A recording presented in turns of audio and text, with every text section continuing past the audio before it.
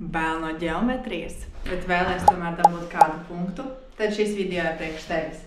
Kas ir jāzina par apvilktu trīsstūri? Svarīgākais. Šis leņķis ir 2 reizes mazāks nekā loks, uz ko tas balstās.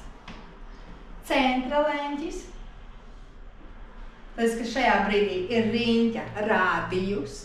Šis leņķis, kas tiek veidots, ir tikpat liels kā loks, uz kuru tas balstās. Attiecīgi, pamata šis leņķis ir 2 reizes mazāks nekā centra leņķis. Tas arī ir viss. Protams, atceramies, ka jebkuram trīsstūrim iekšējo leņķu summa ir 180 grādi un jebkuram aplim ir 360.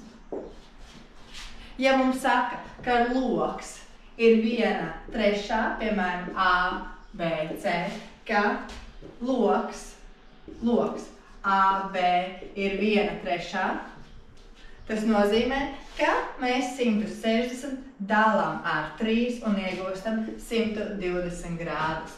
Attiecīgi, centra leņķis arī ir 120 grādi, bet pats leņķis ir 60. Ceru, ka tas noderēja un tiekamies nākamreiz. Čau!